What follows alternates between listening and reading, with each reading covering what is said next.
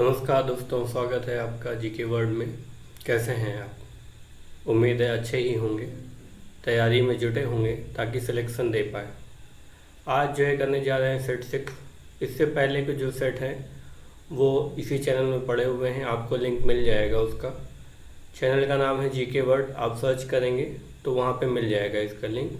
वहाँ पे ये पड़े हुए हैं, यहाँ पे दिख जा रहा है यहाँ पे। तो ये 4 पेपर हो चुके हैं, 5वां भी मिल गया होगा आपको। तो कुल मिला के 5 सेट आपको पहले से मिल गए हैं। अब ये छठा सेट जो है आज हम लोग करेंगे। इसका टारगेट वही है कि हम लोगों को 37 में से 37 नंबर लाने हैं, एक भी गलती नहीं करनी है। अगर गलती होती है तो उसका सुधार अभी कर लेना है। अभी सुधार कर लेंगे तो एग्ज़ाम टाइम में दिक्कत नहीं आएगी हम लोगों को। ठीक है, तो रोज़ 15 से 20 मिनट आपको देने हैं हिंदी में और 15 से 20 मिनट आपको देने हैं जीके में। जीके वर्ड चैनल में ही आपको ये सारी चीज़ें मिल जाएंगी, जिसके आपके 50% क्वेश्चन तो यहीं से कंप्लीट हो जाने हैं। ना ज़्यादा समय लगना है, ना ज़्यादा आवाज़ शोर मचा मचा के पढ़ाना है। बिल्कुल जो पॉइंट टू पॉइंट बातें हैं, जो इम्पोर्टेंट है वही करना है। हिंदी में बहुत ही सरल हिंदी आती है इस एग्ज़ाम में, तो सरल ही पढ़ना है हम लोगों को। ये नहीं कि हम लोगों को कोई कंपटीशन, हाई कंपटीशन के लिए तैयारी करनी है। आप बहुत ज़्यादा तैयारी कर लेंगे उसका भी फ़ायदा नहीं है। आखिर टाइम पे होगा ये कि पेपर सरल होगा और उसमें जाके उसमें टाइम ज़्यादा बर्बाद कर दोगे, ज़्यादा कठिन क्वेश्चन करने में। तो हम लोग को तैयारी वो करनी जिससे सिलेक्शन हो। तो सिलेक्शन उन्हीं क्वेश्चनों में होगा जो क्वेश्चन आ रहे हैं।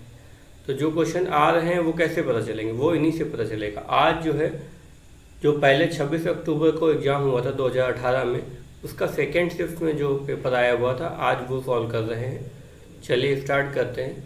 ये है हमारा चैनल जीके वर्ल्ड, यहाँ पे सारा है। यहाँ पे आपको हिंदी पेपर जो 5 तक सॉल्व हो चुके हैं वो अपलोड हो चुका है, तो वो सीक्वेंस में आपको यहाँ पे मिल जाएगा। अगला क्वेश्चन जो है स्टार्ट करते हैं यहाँ से। तो साहित्य में रस का क्या अर्थ होता है? जो रस होते हैं, रस छंद अलंकार, ये हम लोग पढ़ते हैं ना। तो मैं पूछा रस का क्या अर्थ होता है? साहित्य की मिठास नहीं, ये मिठास नहीं होती। किसी रस का आनंद नहीं, रस का आनंद नहीं होता है। किसी फल का स्वाद नहीं, फल के लिए नहीं होता। साहित्य से मिलने वाली आनंदानुभूति, ये होता है रस। ठीक है, तो इसका ऑप्शन डी सही होगा। नेक्स्ट क्वेश्चन देखते हैं। दोहा छंद में कितने चरण होते हैं? जैसे हम लोग पढ़ते हैं दोहा, सोरठा, चौपाई, इनमें कितने चरण होते हैं? इसमें 4 चरण होते हैं। दोहा कैसे होता है? ये अर्धसमात्रिक छंद होता है। ये कैसा होता है? अर्धसमात्रिक छंद। तो इसका आंसर क्या होगा? कितने चरण होते हैं इसमें? 4। अगला क्वेश्चन देखते हैं। अगले क्वेश्चन में पूछा गया है, भाषा में शब्द और अर्थ की दृष्टि से सौंदर्य उत्पन्न करता है। शब्द और अर्थ की दृष्टि से सौंदर्य कौन उत्पन्न करता है? रस, अलंकार, गुण या छंद? तो जो सौंदर्य उत्पन्न करते हैं वो अलंकार करते हैं। अलंकार जो है उसमें सौंदर्य उत्पन्न करते हैं। अगला क्वेश्चन देखते हैं। या, रा, ला, वा किस प्रकार के व्यंजन हैं? या, रा, ला, वा, इनको बोल के हम लोग देखेंगे कि इसमें आवाज़ कहाँ से आ रही है। ये मुंह के अंदर ही आवाज़ आ रही, तो ये क्या हो गया? अंतस्थ, अंता। अयोगवा कौन से होते हैं? अंग, आहा। अंग, आहा जो होते हैं वह अयोगवा होते हैं। का से लेकर माँ तक ये क्या होते हैं? स्पर्श। ये कितने होते हैं? कुल 25 होते हैं। ऊष्म वाले कौन से हो गए?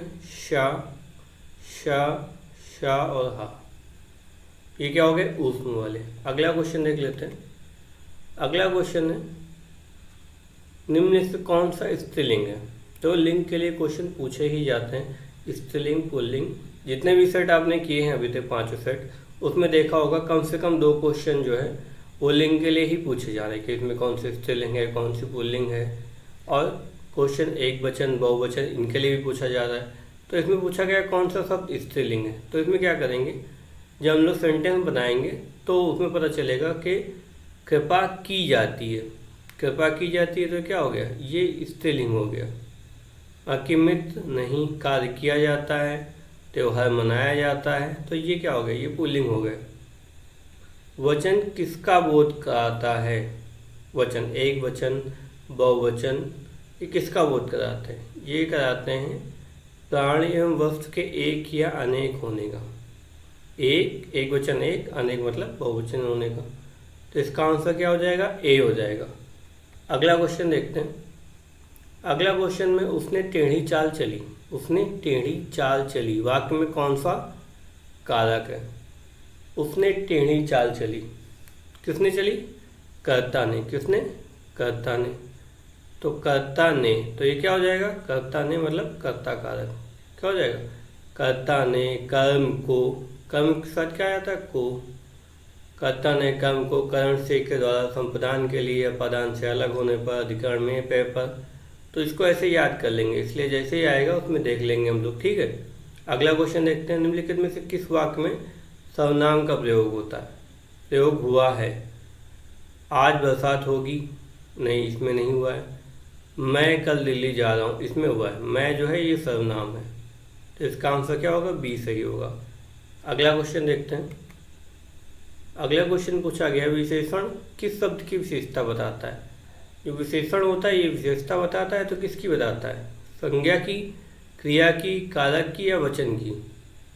तो ये क्रिया की विशेषता नहीं, वचन की नहीं, कारक की नहीं। इंपॉर्टेंट क्या है? संज्ञा की विशेषता बताता है। किसकी बताता है? संज्ञा की विशेषता। अगला क्वेश्चन देख लेते हैं। क्रम के आधार पर क्रिया के कितने भेद होते हैं? क्रम के आधार पर क्रिया के दो भेद होते हैं, एक सकर्मक क्रिया, एक अकर्मक क्रिया। तो कितने भेद हो गए? दो भेद। तो इसका डी आंसर सही होगा। अगला क्वेश्चन देख लेते हैं। व्याकरण में काल का क्या अर्थ है? व्याकरण में जो काल बोला जाता है, वर्तमान काल, भविष्य काल, भूतकाल, तो इसका अर्थ क्या है? इसका अर्थ समय। क्या है? समय। ताले की चाबी रेखांकित में कौन सा कारक है? ताले की चाबी पूछा गया है। ताले की चाबी में, तो ताले की चाबी में इसे करेंगे तो कर्ता ने कर्म को करण से के द्वारा संप्रदान के लिए अपादान से अलग होने पर अधिकरण में पे पर संबंध का की के। अब यहाँ पे तो आ रहा है संबंध, लेकिन संबंध तो कहीं है ही नहीं। अगर यहाँ पे देखा जाए तो अपादान तो बन नहीं रहा, कहीं से कर्ता भी नहीं बन रहा है और करण भी नहीं बन रहा है। संप्रदान के लिए होता है, तो ताले के लिए चाबी, अगर ये लेके चलते हैं यहाँ पे तो संप्रदान कारक यहाँ पे इसका आंसर होगा। अगला क्वेश्चन देख लेते हैं। निम्नलिखित में कौन सा शब्द पुल्लिंग है? कौन सा शब्द पुल्लिंग है? देखो पुल्लिंग का भी क्वेश्चन आ गया, स्त्रीलिंग का हम लोग कर ही चुके हैं। तो पुल्लिंग का क्या, कौन सा पुल्लिंग है इसमें? भवदीया। तो इसका क्या होगा? भवदीय, इसका पुल्लिंग हो जाएगा। तो ये क्या है? ये स्त्रीलिंग है। ये साध्वी, तो ये क्या है? स्त्रीलिंग है। डिबिया, डिब्बा, इसका पुल्लिंग हो जाएगा। संचालक, ये पुल्लिंग है, इसका स्त्रीलिंग क्या हो जाएगा? संचालिका। कौन सा शब्द तत्सम शब्द नहीं है? कौन सा शब्द तत्सम नहीं है? तत्सम कौन से शब्द होते हैं? जो कठिन होते हैं, जो संस्कृत के शब्द हूबहू ले लिए गए हैं, उनको तत्सम शब्द कहा गया है। तो उसमें पूछा है कौन सा तत्सम शब्द नहीं है। शोक क्या है? तत्सम शब्द है। पृथ्वी है, चंद्र है। ये देखो ये वाली लगी हुई, तो ये आसान है, पता कर लेंगे। परख नहीं है। परख क्या है? परीक्षा का ही तद्भव है। परीक्षा इसकी क्या है? तत्सम है और परख तद्भव है। अगला क्वेश्चन देखते हैं। अगला क्वेश्चन पूछा गया कि इस विकल्प में सभी शब्द तद्भव है। सभी शब्द तद्भव है, तो इसमें देखेंगे तो सत्य, ये तत्सम है, तो ये वाला विकल्प नहीं होगा। इसमें देखेंगे पत्र, ये तो ये वाला भी विकल्प नहीं होगा। इसमें देखा पुष्प, ये वाला विकल्प भी नहीं होगा। ये वाले विकल्प में एक भी तत्सम शब्द नहीं है, सारे क्या है? तद्भव। आग, अग्नि, जीव, जीवा, घर, ग्रह, तो ये क्या हो जाएगा? तद्भव शब्द। कौन सा विकल्प दूध का पर्याय नहीं है? तो यहाँ दूध का पर्याय नहीं पूछा गया। दुग्ध तो है ही, पेय है, गौरस है, कौन सा नहीं? अमी। अमी मतलब क्या होता है? अमृत। अमृत, अमी होता है अमृत का पर्यायवाची। अगला क्वेश्चन देखते हैं। अगले क्वेश्चन में पूछा गया है सापेक्ष का सही विलोम शब्द बताइए। देखिए आप यहाँ साफ साफ समझ रहे होंगे कि जो क्वेश्चन पेपर आया हुआ है वो बहुत सरल आया हुआ है। तो क्वेश्चन पेपर सरल आया हुआ है तो हमें बहुत ज़्यादा कठिन पढ़ने का क्या फ़ायदा? हमें वो पढ़ना चाहिए जो एग्ज़ाम में आ रहा है। ये भी एग्ज़ाम री एग्ज़ाम हुआ था, तो री एग्ज़ाम को देख के समझ में आ रहा होगा आपको कि बहुत ज़्यादा घबराने की ज़रूरत नहीं है। हमें जो पर्टिकुलर जो आ रहा है, जो पूछा जा रहा है बार बार, हमें उस पर फोकस करना है। ये नहीं कि बहुत ज़्यादा टाइम जो है पढ़ते चले जा रहे हैं कि नहीं वो री एग्ज़ाम हो रहा है, कठिन होगा कठिन होगा। घबराना नहीं है, कठिन नहीं होने वाला है, ये सरल ही होगा जैसा कि आता रहा है अभी तक। तो सापेक्ष का विलोम क्या होगा? निरपेक्ष। सापेक्ष का विलोम क्या होता है? निरपेक्ष। अंक शब्द के अनेकार्थी शब्द समूह का चयन कीजिए। ऐसा समूह जो अंक का अनेकार्थी शब्द मतलब सारे अर्थ जो हैं अंक के ही हों। तो अंग, अंग ही नहीं है इसका। संख्या तो अंक का है। भाग, भाग नहीं है। टुकड़ा, टुकड़ा भी नहीं है। ये वाला देखते हैं, गोद, संख्या, अध्याय, ये तीनों जो हैं इसके अंक के समानार्थी शब्द हैं। अगला क्वेश्चन देखते हैं। अगले क्वेश्चन में पूछा गया है, अपराध बोध से होने वाली ग्लानि। अपराध बोध से जो ग्लानि होती है उसको क्या कहते हैं? तो ये अनेक शब्दों में एक शब्द मतलब वाक्यांश का एक शब्द लिखना है। तो अपराध बोध मतलब आपने अपराध कर दिया है, उसके बाद उसकी ग्लानि हो रही है आपको, तो क्या हो गया? पश्चाताप के आंसू नहीं होते हैं, तो वही है ये पश्चाताप होना। पश्चाताप होना मतलब अपराध बोध होने से होने वाली ग्लानि। अगला क्वेश्चन देखते हैं, चिर और चीर शब्द के अर्थ सही विकल्प चुनना है। चिर मतलब हो गया पुराना और चीर मतलब हो गया वस्त्र, तो इसका क्या हो जाएगा? पुराना वस्त्र। पुराना वस्त्र कहाँ पे? यहाँ पे वस्त्र पुराना नहीं, ये नहीं होगा, पुराना वस्त्र होगा। ये वाला डी ऑप्शन इसका सही हो जाएगा। अगला क्वेश्चन देखते हैं, सम उपसर्ग में सम उपसर्ग से बना शब्द कौन सा है? सम उपसर्ग से बना शब्द, सम प्लस उसके बाद मूल शब्द होगा। तो सम, यहाँ हलंत लगा हुआ है, तो क्या हो जाएगा? सम योग। तो क्या बन जाएगा? संयोग। तो इसका क्या है? उपसर्ग से संयोग बना हुआ है। रंगीला शब्द किस प्रत्यय से बना हुआ है? देखो प्रत्यय क्या होता है, हम लोग कई बार पढ़ते हैं मूल शब्द के बाद जो है प्रत्यय लगा होता है। मूल शब्द का एक अपना अर्थ होता है, उसके बाद प्रत्यय लगा होता है। तो इसमें क्या होगा? रंग प्लस ईला, तो क्या हो जाएगा? रंगीला। क्या बन जाएगा? रंगीला। अगला क्वेश्चन देखते हैं। अगला क्वेश्चन जो पूछा गया, सूर्योदय में कौन सी संधि है? सूर्योदय में, सूर्योदय में कौन सी संधि है? सूर्योदय, तो सूर्य प्लस उदय, सूर्य प्लस उदय, तो इसमें कौन सी संधि हो जाएगी? तो उसको मिला के बना है ओ, आ प्लस ऊ, क्या बना है? ओ। तो ये कौन सी संधि हो गई? ये गुणवाचक संधि हो गई। ये हो गई गुण संधि, गुण स्वर संधि जो हो गई वो ये है। अगला क्वेश्चन देखते हैं, शुद्ध वाक्य का चयन कीजिए। शुद्ध वाक्य का, उसका शिमला जाना है? नहीं। उसने शिमला जाना है? नहीं। उससे शिमला जाना है? नहीं, ये भी गलत है। उसे शिमला जाना है, तो डी ऑप्शन इसका क्या होगा? सही होगा। डी ऑप्शन क्या होगा? सही होगा। अगला क्वेश्चन देखते हैं। अगले क्वेश्चन में पूछा गया, सज्जन शब्द में समास है। सज्जन शब्द, सज्जन, सज्जन शब्द में कौन सा समास है वो इसमें बताना है हम लोगों को। सज्जन शब्द जो है वो है कर्मधारय समास। सज्जन में कौन सा समास है? कर्मधारय समास। वाच्य के कितने भेद होते हैं? वाच्य के होते हैं 3 भेद। वाच्य के कितने भेद होते हैं? 3। वाच्य के होते हैं 3 भेद, कृत, कर्म और भाव। क्या होते हैं? कृत, कर्म और भाव। वाच्य के होते हैं 3 भेद। अगला क्वेश्चन देख लेते हैं। अगला क्वेश्चन पूछा गया है, वह दिन भर पढ़ता रहता है। दिन भर पढ़ता रहता है। रेखांकित शब्द में अव्यय बताइए। रेखांकित शब्द में दिन भर पढ़ता रहता है मतलब उसको और ज़्यादा अच्छे से बताया गया है। तो वहाँ पे निपात होगा। ये अव्यय इसका क्या होगा? निपात। कोष्टक में दिए गए विराम चिन्ह का नाम बताइए। कोष्टक में दिए गए विराम चिन्ह, ये विराम चिन्ह है विस्मयादबोधक।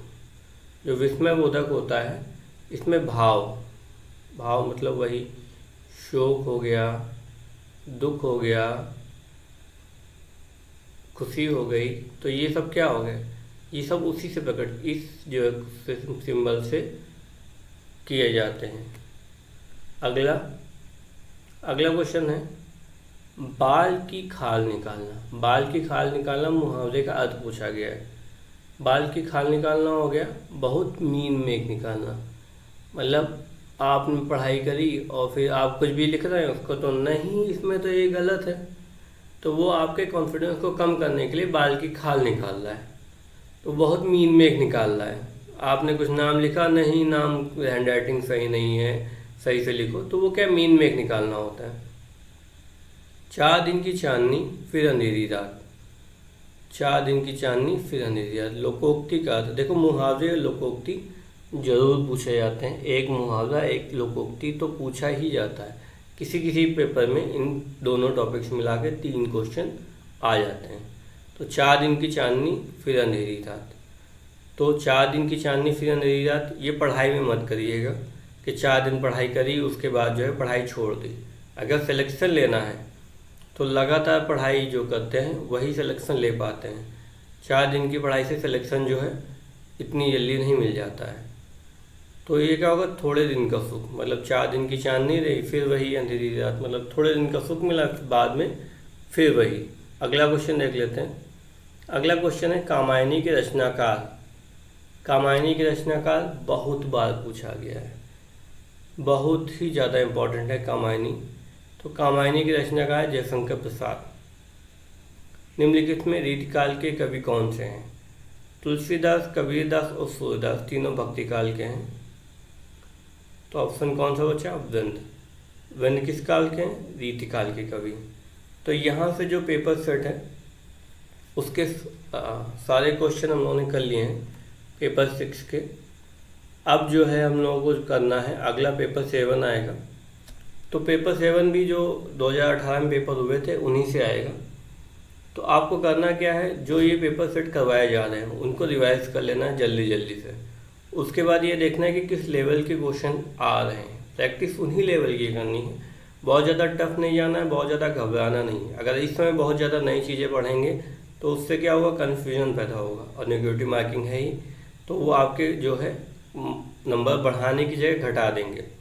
इसलिए लगातार प्रैक्टिस करिए और जुड़े रहिए जीके वर्ड से। जीके वर्ड में आपको जनरल नॉलेज और हिंदी की तैयारी करवाई जाती है। सुबह जो है जनरल नॉलेज का एक आपको मिल जाएगा, शाम को 4 बजे जो है पेपर जो सेट है वो आपको मिल जाएगा हिंदी का। इसकी प्लेलिस्ट आपको बन के मिल जाएगी। ये लगातार इसको जितना ज़्यादा रिवाइज कर लेंगे, जितना ज़्यादा पढ़ लेंगे उतना ज़्यादा अच्छा रहेगा। हाँ, खास बात ये वीडियो उनको मत शेयर करिएगा जिनसे आप जलते हैं, जिनका सिलेक्शन आप चाहते हैं कि ना हो तो उनको मत शेयर करिएगा। ये उनको गलती से भी ना मिल जाइए। अगर इस तरीके की वीडियो उनको मिल गए तो वो 100% सिलेक्शन ले आएंगे। इसलिए आप जो है उन्हीं को शेयर करिए जिनका आप चाहते हैं कि वो भी आपके साथ सिलेक्ट हों। तो देखते रहिए जीके वर्ड। Thank you.